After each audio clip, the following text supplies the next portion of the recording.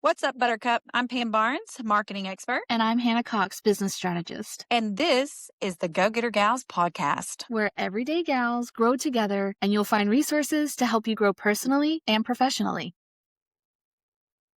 Hey gals, today I'm talking with Briana King. She is a founder of a company called Mirror and Compass, and I'm really excited to talk with her today. We have known each other for a few years now, and we worked together at a previous company where we were coaching. So I'm really excited for her to talk about the business that she's built and just have a conversation about being a woman in business. So hey, how's it going? Hello, it's going well. I don't have any sleep, but things are still good. Yeah, because you're a new mom. So how's that going? Great. We're entering a new phase. He just yesterday can sit up on his own now, and I call it the zombie crawl forward. And now all he wants to do is stand, and he's pulling himself up, and it happened in like 24 hours. So gone are the couch potato days. How's that feel though? Are you excited, or you're like, okay, what's the new challenge? I'm excited, but I don't feel like we're baby proofed in the house enough. You never will be. Spoiler alert. They'll find something. Perfect. So then let's start with talking about your business. So Mirror and Compass is a coaching business. Can you talk a little bit about what you do in this business and why is it called Mirror and Compass? Yeah.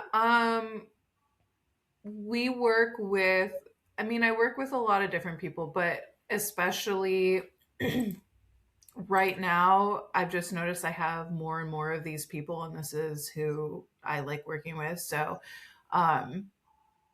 they're already successful business owners, and they're usually founders or practice owners. So a lot of functional and integrative medicine doctors. I have a dentist who is just like expanding, chiropractors, physical therapists, acupuncturists, Chinese medicine therapists, psychiatrists, but they're all people that are moving to the next stage, whether that is doing something different with the business, whether that's expanding it, separating it, and growing it in two different directions, or getting ready to hand off the torch and be more of the visionary behind it and moving on to their next venture. So these are all people in medicinal or medicinal adjacent fields.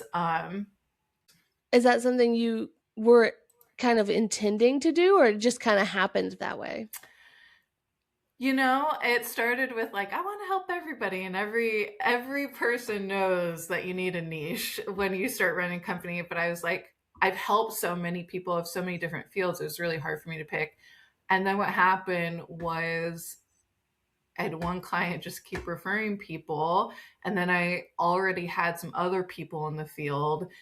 And then I was thinking back to my last coaching job, and I was like, statistically speaking, those were the people that I enjoyed working with the most. And so I was like, it just like, it was a quick click. I was like, that's my niche. That's what I'm doing. That's what I'm good at. That's where my values align with them. I like people that are practical and they analyze, but I like woo-woo curious at least. And all these people are there because they're in the healing world. So that we just align a lot of things, and that's who I like working with the most. And that's where I think our language is the same. I love that. The woo-woo curious. Can you kind of explain to people listening, like, what does it mean to be woo-woo or woo-woo curious? That's just my fun way of saying it. I think I'm probably way past woo-woo curious, but what I've realized, and this isn't taking a shot at anybody, but I feel it's like a little bit hustle, practical, or super spiritual. And I know that both of them have left like a bad feeling in my mouth if I'm looking for some sort of mentorship or coaching. They lean too heavy in it. But I've had the clients that are, it's all a game, which I think there's actually a very healthy way of doing it, but just really competitive people that are maybe missing, where I want to do like the deeper work with them. And it takes me months to even get to that point where we can do it. Because they're such a way of thinking. And then when you go into the spiritual thing, I think that is that's a world I'm very familiar with. So I say this and it probably will anger some people. I think it's very toxic and I think it's very consumerism. It's a trend right now. And I don't think it's approached in the healthiest way sometimes. But that's what I'm more interested in. But I realize I like this like middle path. So I have beliefs that are always changing, and I like working with people that have beliefs that are always changing, but they believe in something more. And we don't rule out possibilities of anything. Or, like I like however you define it, I like the concept of magic, whatever that means. Is that energy? I think you can define magic a million different ways depending on how your brain works. But woo-woo curious allows me to, they're just curious and they're not so rigid in thinking like of just in this linear, what we've been taught in schools in the Western culture way. They're open-minded. They're open to the idea of like kind of talking more about shadow work and like leaning into, I can't remember. I feel like when we were talking about you starting this business, like earlier last year, you were mentioning something about like having a card for them during calls. Is that something that ended up happening? Yeah, it's one of my favorite parts of our calls. So Is it like I an always, oracle or a tarot yeah, or? I don't do tarot. I'll do oracle for these. So I have them right next to me because I was just pulling them. So I have like 18 decks, and I just kind of go off the one. I'm attached to all of them. Yeah. So connected to all of them, have a little mantra I say in my head, but not everyone is necessarily comfortable with that, or I don't know. But what I realize is everyone is actually more comfortable than I realized with it. But in my logical part of the brain is like, this interrupts patterns. I call it glitch in the matrix. So I pull a card and I ask them, how are you going to apply it to this week? And it's just a vehicle for your brain to, this is my logical side. It's just a vehicle for your brain to latch onto and apply that energy to the week. And I have no control and you have no control over what I'm going to pull. And then I'm going to make you do something with it. So it's giving up a little control. And then on my more spiritual side, I don't think you can pull a wrong card. If that's the message someone needs to hear, that's the message someone needs to hear. Now, I also have a philosophy deck, which is for the people that maybe are Christians and that would be uncomfortable with that, or just like, these are a little too, they're a little too woo-woo, my other ones. But this is like, it will have a quote from a philosopher and then a reflection and a action plan on it. And I love these. Oh, So that's really cool. I mix it up. Yeah. Okay, good. So then also you've partnered with someone. The mirror and compass, that going back to the name, it stands for something. If I remember correctly, like you're the mirror and your partner is the compass in the business, right? Yes, I would have picked that even without him. And then once he was like, yeah, I'm in, I'm like, great. It made even more sense because this is back to the woo-woo curious polarities, feminine and masculine energy. So the feminine is that mirror, the reflection, the creativity, that space, and then the direction, the container, the compass. Now I can hammer that in even further with having a male and a female on a call, right? We both get to build and work and create with each other in a call, and it's a lot of fun. But Mirror and Compass, it was just like, I originally did it because like the reflection part, people throughout my entire life have tended to let me know that they see themselves a little bit more clear, whether bad or good, and move more authentically through the world, more on the good side, depending on the person. But have told me that the way I like reflect them back to them is just like in a very digestible way, because I'm kind of goofy. But I also have my moments of authority, and it just like I'm just able to reflect things back to a person in a way where they can actually digest it, whether they like that or not. The people I work with love it. And sometimes it's hard.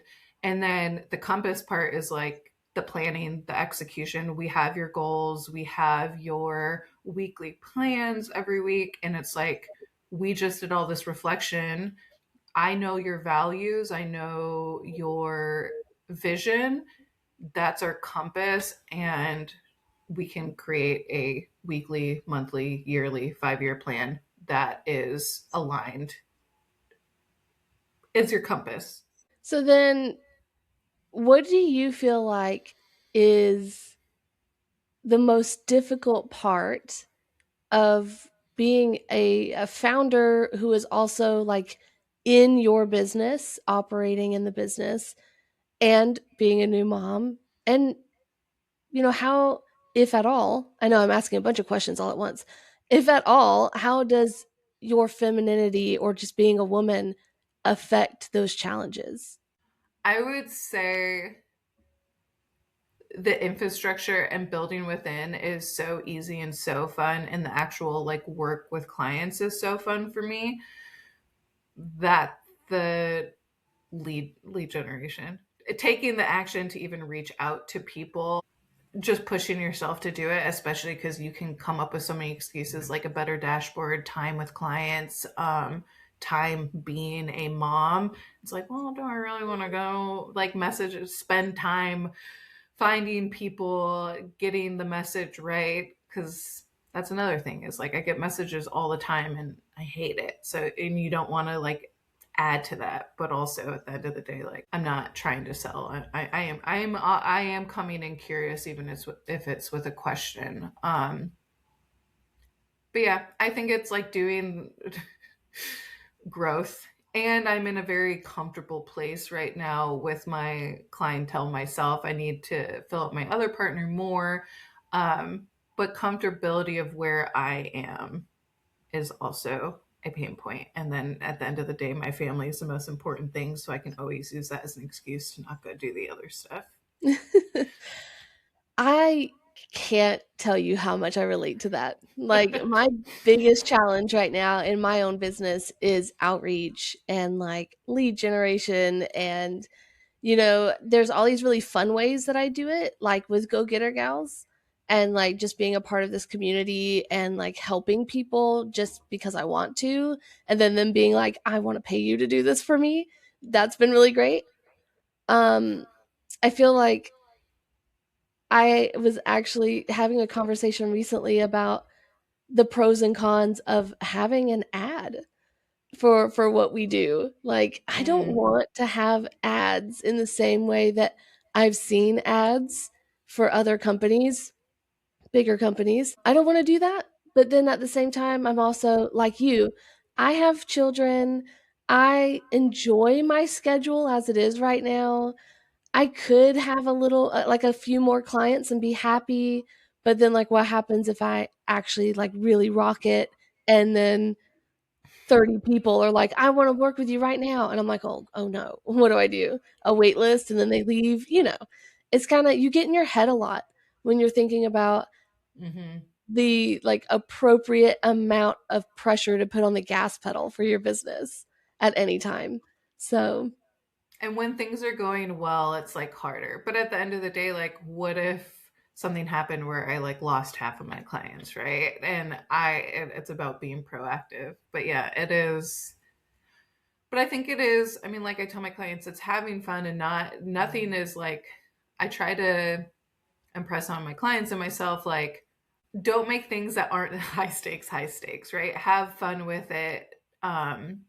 Make it fun. Make a joke out of it. kind of treat it like it doesn't matter, but like show up as yourself. But I think for like really mundane things, a trend I see often and including in myself is it feels so high stakes in the moment and it's not actually. And the more you move away from that high stakes feeling, the more I think it can turn into like a creative game for yourself. And I need to apply that to myself. And I've seen it work. So Yeah.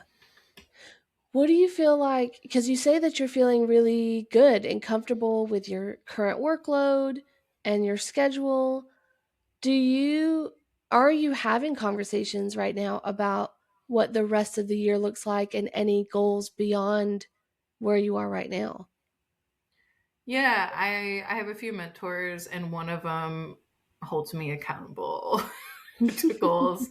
And so it is getting a certain amount of it's really to test out the dual coaching because like right now it's great, but it's like with people that kind of know us, which in the dual coaching is both working 2-on-1. So it's both me and Dennison with you, and it's kind of like an advisory board. He has a lot of consulting experience and he's like one of the best readers of he's one of the smartest people I know. And he's just really naturally good at it. And then I bring whatever my little magic is that I don't even know how to explain. And then together, like the people that are doing it with us just have so much fun. We're laughing. It's like, but there's, I actually think people are moving a little bit quicker and more decisively with both of us than one-on-one, but one-on-one is still great. So that's my biggest goal is to solidify that that works. Okay. Prove that that works. Okay. Well, that's great. So then outside of your business or inside of your business, something that we do as a group with Go Getter Gals every time that we meet is we take time to talk about wins. So let's talk about a win. What is something that you're celebrating from even just the last 30 days? I mean, it comes down to my son, to Sawyer, and it's just like his milestones and him being healthy and happy. He's a really happy baby. And honestly, just like getting up every day and really enjoying the day, the mundane, because right now it's a little Groundhog Day and I'm not running on sleep. And I'm actually like, women are amazing to me because what I'm able to accomplish and do and how I function with no sleep is insane. And I know we're all kind of doing that. And it's just, yeah, I'm just celebrating how much I love life and how happy my son is and how happy we are with just like nothing crazy is going on. So that and building out my really cool dope ass, sorry if I can't swear, dashboard with my dual dashboard because it has a reflection and compass, and I'm just like learning a lot and it's insane and cool and I'm really excited to like put it out. I'm really excited. I'm really excited to see your dashboard and see all of the cool things that you were able to build. And it's giving me a lot of inspiration because I've been looking into that platform that you are using. And it's really cool. I'm really excited It is. for you. And it gets me really motivated. Talking to other people who have businesses at any level always makes me feel really motivated to like do something new. Hey gals, if you love what you're hearing and you want to get more involved, because trust me, I love Go Getter Gals. I'm obsessed with it. If you love this podcast as much as we do, all you have to do is go on our Facebook, Instagram, or YouTube, and we're under Go-Getter Gals. We are going to have all of our episodes on the podcast link on our website at go-gettergals.com. Thank you for allowing me to interrupt for just a second. We look forward to continuing to help you grow. Without further ado, here's the Go Getter Gals podcast. How do you balance the excitement of I want to do something new and cool in my business and like I need to be realistic about what I should be doing right now? Interesting. I don't think I've ever thought about this. I am very linear. I don't really get shiny object syndrome, which I'm realizing right now. I mean, the dashboard is a little bit of a distraction, don't get me wrong, but I know why I'm doing it long term, especially because like increasing prices. But I don't like moving on until I finish something. So I actually, dang, I did not know that about myself. So I think I actually need to get more excited about next level and new ideas, because I like to close things out completely before I even am really thinking about the next thing. Oh gosh, I'm so jealous. Yeah, I wish there's I had cons that. to that. There's cons. I feel like I definitely am someone who can like get things done when they need to get done. But I always have my head in the clouds. I'm always thinking about the next opportunity. I'm always thinking about what I could be doing more of. And that can be like super exhausting. So, but But I would want more of that. But I also get like really excited about what I'm doing. Like the dashboard is exciting.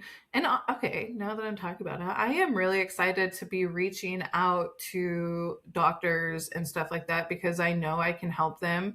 And I'm excited to figure out the messaging. I don't know. I have really clear vision of the projects I'm working on. And this is probably where my problem is probably perfectionism, is getting it to that vision.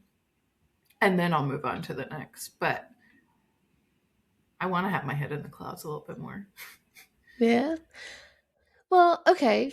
So here's a question that I like to ask, especially in our circumstances, where we just found ourselves with an opportunity to start a business, where like both of us, I think, have always been entrepreneurial inclined, but we just didn't have a reason to do it until we did.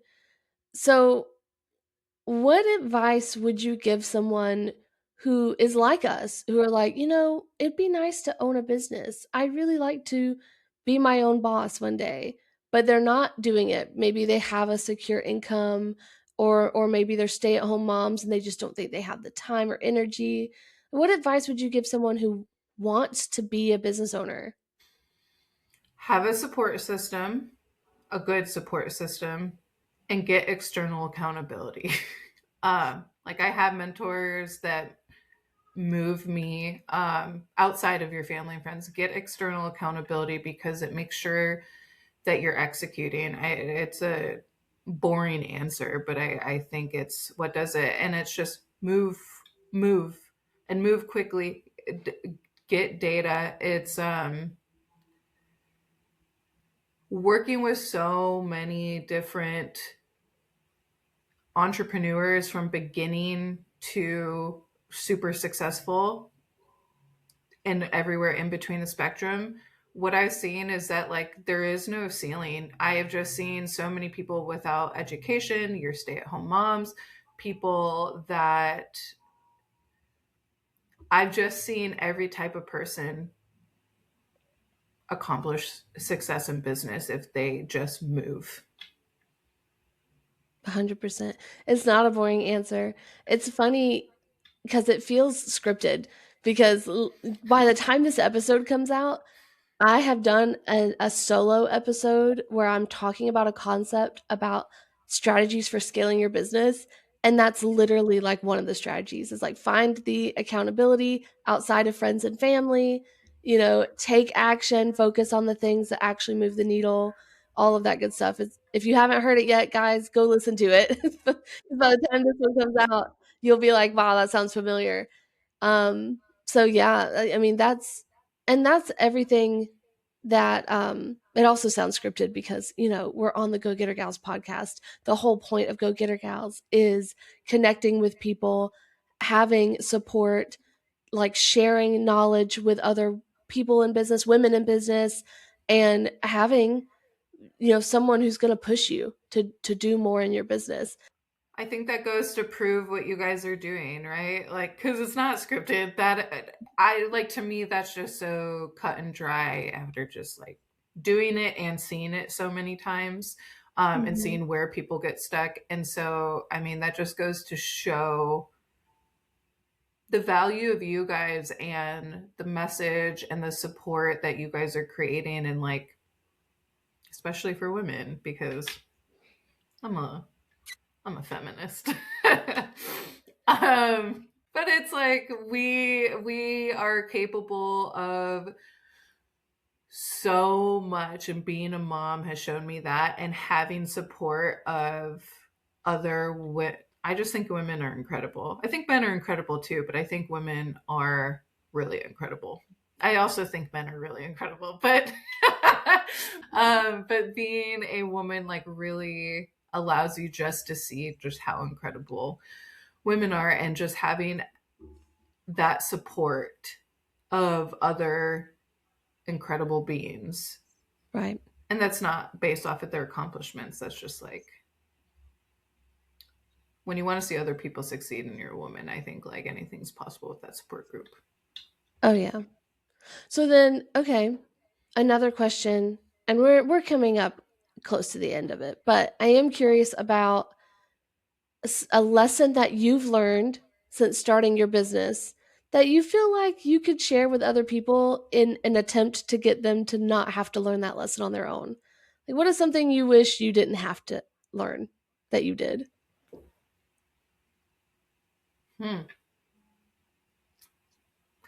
That's a hard answer, because I think my instinct is to say nothing. I've enjoyed this whole thing in some sort of capacity, but it's also kind of my approach to life.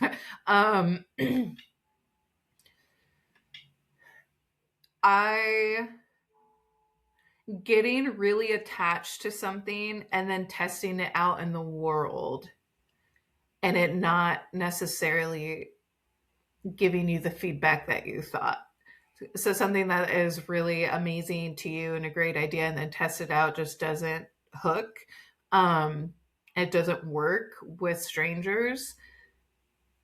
You can't be attached to that. And there's going to be things that you think are dumb and cliche and like whatever, and they're going to be great when tested. So it's, yeah.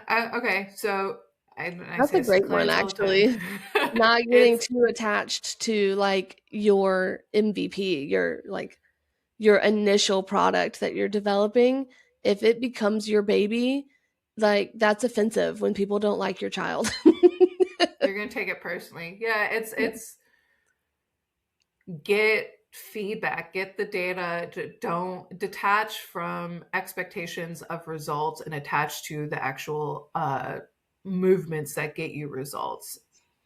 So depersonalized, which is hard when it's your It baby. is hard, especially when you identify yourself like as an entrepreneur, like that's something you want to do if you're not currently doing it.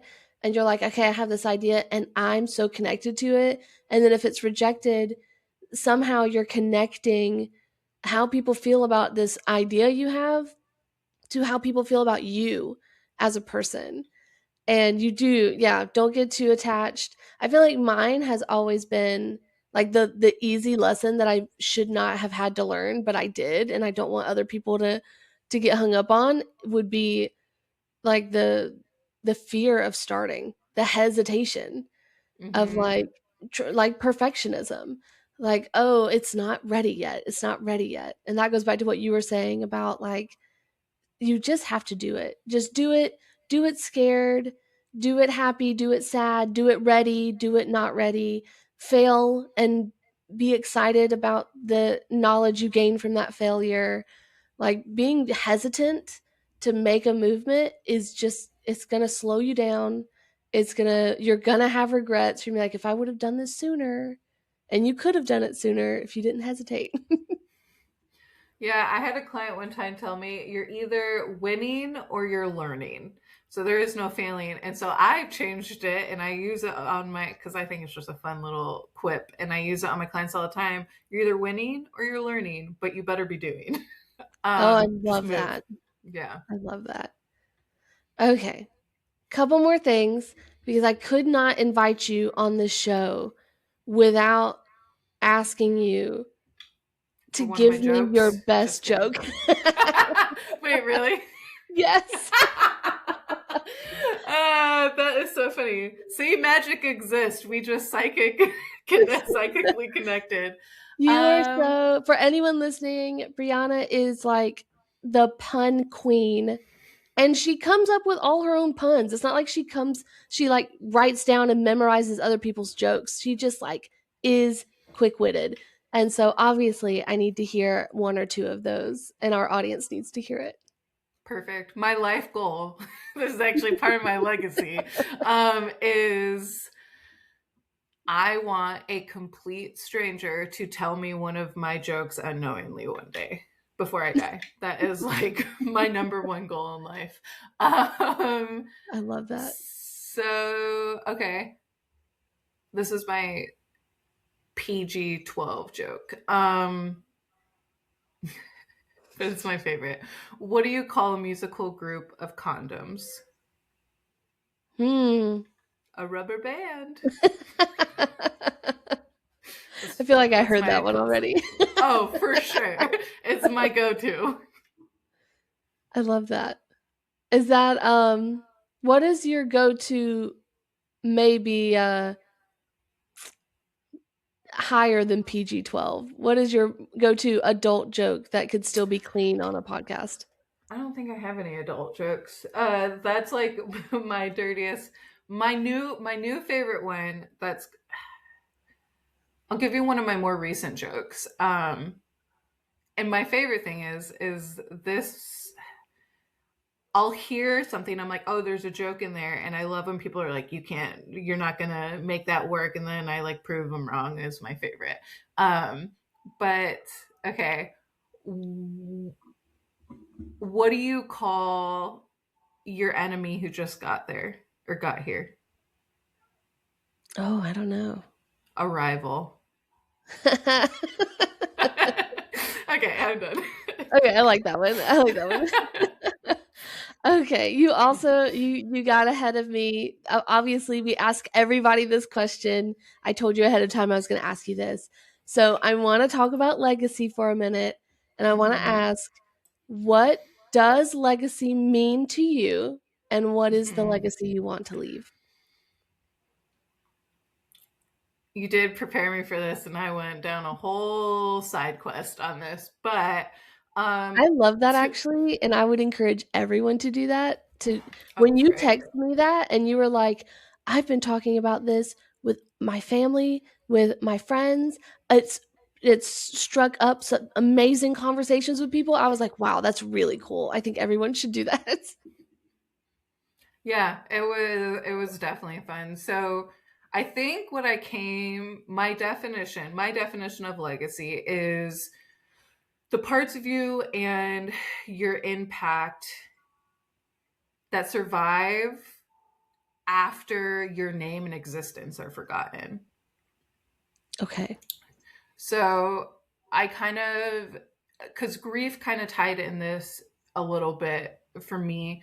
Because I was thinking about how we all carry like pieces of other people. And I think that's how, and I mean, you can do money and stuff, but like, we carry these pieces of people. So like, I think about like my grandmother who passed away. She was very mischievous and just like kind of a punk and loved teasing people. And that's like 100% me. Thinking about my dad, who's in a different state of being now and not quite the dad that I grew up with and whatever. But he never ever judged me, and he gave me a space to fully express myself. And I bring up these two examples. I have a ton more, but because these are pieces I carry of them past their existence, right? And I hope pass on from being around me, because I do know when people spend a lot of time with me, their inner punk comes out. You have to be a punk around me, or else like you just have to be. You have to spar a little bit. And I think what makes me a really good friend, mother, partner, coach, partner in business is that I am not judgmental. And I got that from my dad, and people are able to authentically be themselves and share their stories. And that allows me to reflect them back to them too. and also to see the bad parts and not feel so shameful around them. Because I'm not shaming you, and I'm like very open and not judgmental. So those are just two big pieces that I see when people that came from other people, that when people spend time with me, I see kind of being passed on. So that's what legacy means to me, and kind of like an example of what I mean by that. And the legacy I want to leave. This one I'm going to be fine tuning forever. Perfectionism for sure coming in here, but I want a legacy of kind of being a story collector. I mean, that I went on my side quest and was getting everyone's stories, right? About what legacy means to them and the legacy they want to leave. A story collector, but not just through oral storytelling, but through lived storytelling. I want to collect these stories, and the things that really stick with me are the lessons I learned from hearing these stories, and that these people learned, that I move through the world, and I can share some of these stories through how I navigate the world and act and show up, but also like telling the stories too. I want to, I had a totally different answer until I'm talking right now, but I want to help as many people live on past their existence as possible. So I want to keep creating that non-judgmental, fun place for people to share their story orally and in action, because they can just really be themselves around me. And then I get to take pieces and help keep them living on. A story collector and passer. I love that. Oh, and also that someone will tell your joke to you one day. That is Full circle. Probably more so than anything else. That's probably bad. No, I love that. This was great. I feel like, these are the kind of stories that I like to collect too. Is like everything that we're doing, everything that I'm doing with my clients, with these women that I work with. I'm always excited to like hear the perspective of other people, and all of the stories we're collecting on the podcast is just really exciting to hear all of these women. A lot of them are mothers, a lot of them are business owners, and even so, these lived experiences across all of these different women are so different and also like similar. And it's so hard to really define that, but they are different, but they're like different words to the same melody or something. You know what I mean? I love that. Well, here's the we're all connected, and we all have our own experience. And when we all embrace that connection, we get to see the overlap, and we all kind of grow. We all grow from everyone's different experiences if you are truly embracing connection. And so it makes sense to me that like there's a lot of similarities and completely different journeys. Yeah. Yeah, 100%. Thank you for joining me today. Thank you for having me. I really appreciate it. Hey, gals. Thank you for listening to the Go Getter Gal podcast. All of the information for this episode can be found in the show notes. Make sure that you go and like and follow us on Facebook and Instagram, as well as subscribe to us on YouTube. And to find the latest episodes of the Go Getter Gal podcast, you can visit our website at go-gettergals.com. See you next time.